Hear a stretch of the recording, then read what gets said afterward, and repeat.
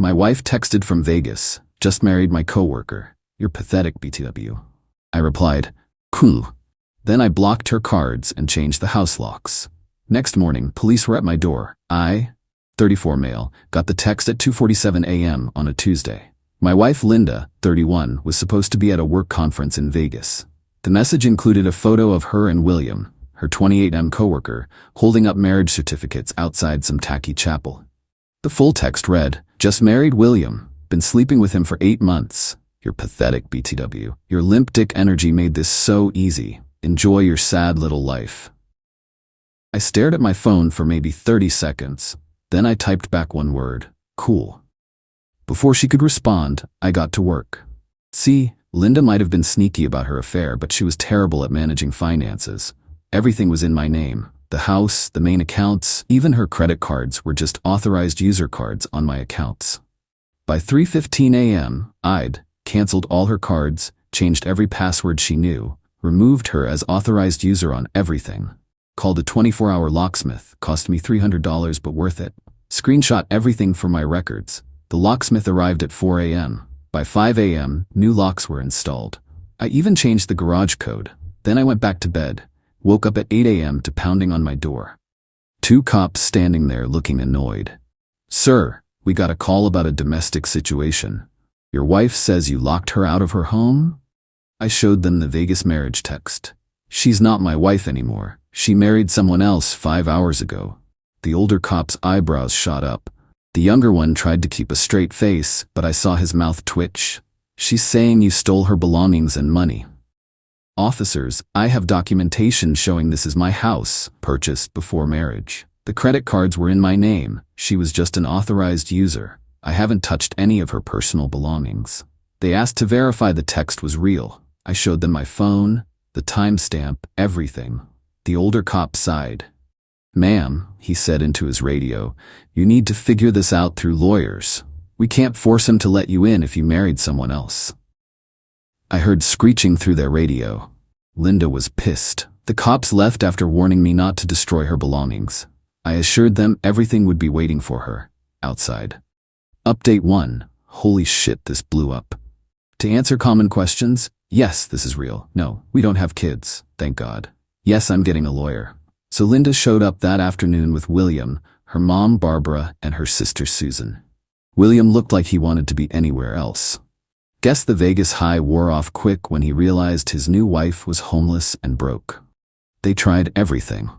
Barbara threatened to call the cops again. I reminded her how that went. Susan called me a controlling psycho.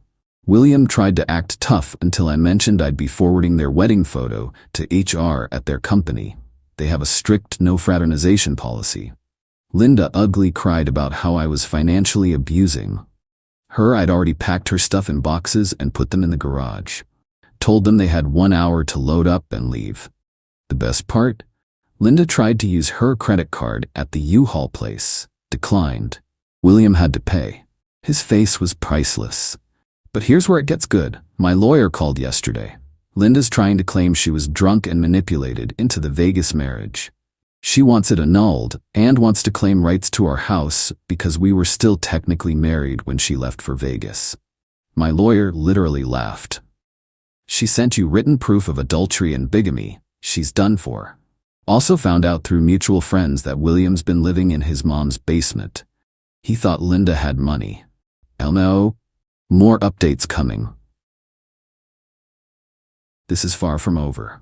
Update 2, buckle up because Linda went full nuclear. First, she started a social media campaign.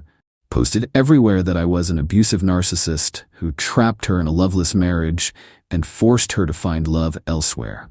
Her mom and sister shared it everywhere. Some of our mutual friends actually believed it. But Linda forgot one thing. I'm friends with David, who's basically the tech genius of our friend group. He helped me recover some very interesting Facebook messages between her and William, going back over a year, including her bragging about how she was playing the long game and securing the bag before leaving me. My favorite message, he's so stupid. I've been moving money from our joint grocery account for months. Almost have enough for my dream wedding with you, baby. Yeah, about that joint grocery account.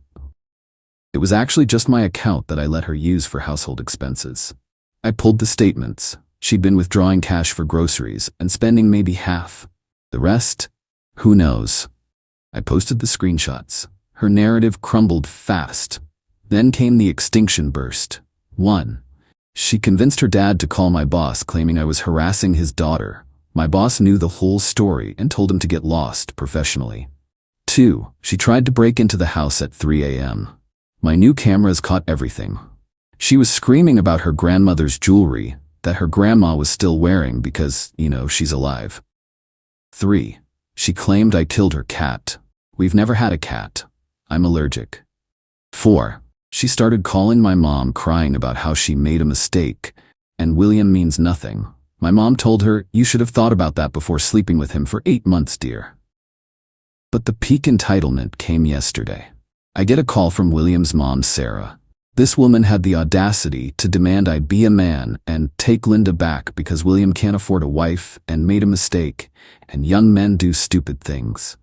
I asked if she was seriously asking me to take back a woman who cheated on me so her son wouldn't have to deal with consequences. Well, when you put it like that, you sound selfish. Marriage is about forgiveness. I hung up. Last night, Linda sent one final text from a friend's phone. "You ruined my life. I hope you're happy." I replied, "I am actually. Thanks for asking." Then I blocked that number too. Tomorrow's the first divorce hearing. My lawyer says it'll be quick since she committed bigamy. Can't wait. Final update. The divorce hearing was... Linda showed up in a white dress to divorce court, where she was being divorced for marrying another man. The judge's face was incredible. Her lawyer tried to argue that the Vegas marriage didn't count because she was emotionally distressed and under duress from William. The judge asked what duress meant in this context.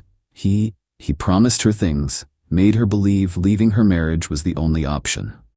My lawyer stood up. "Your Honor, I have 73 pages of Facebook messages showing Mrs. What last name is she using now? Anyway, showing the defendant actively planning this for over a year." The judge reviewed them. His expression went from professional to disgusted to almost amused. "Ma'am, did you write," and I quote, "can't wait to see his stupid face when he realizes I took him for everything?" Linda turned red. That was taken out of context. What context makes that better? Silence. The divorce was granted. She got her personal belongings, her car that she's still making payments on, absolutely nothing else. She has to pay me alimony for 6 months because I supported her through her certification program last year. It's only $500 a month, but the rage on her face was worth millions. Outside the courthouse, Barbara started screeching about how I was stealing from her baby. Susan tried to throw coffee at me but missed and hit Sarah, William's mom, who had shown up to support young love.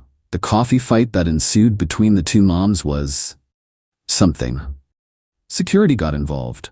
Plot twist, William wasn't even there. According to Sarah's screeching, he'd already moved on with a 22-year-old bartender he met at his wedding reception, aka the casino bar.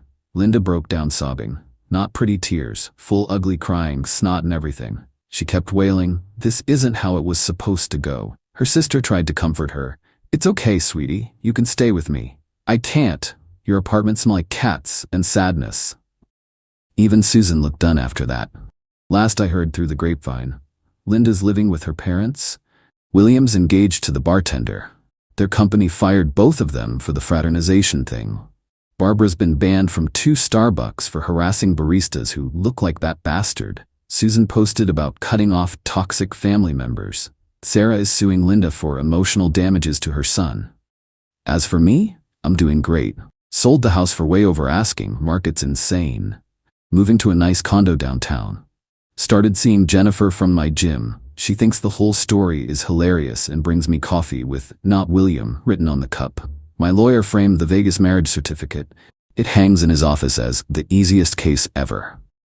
To everyone asking if I regret being petty, nah.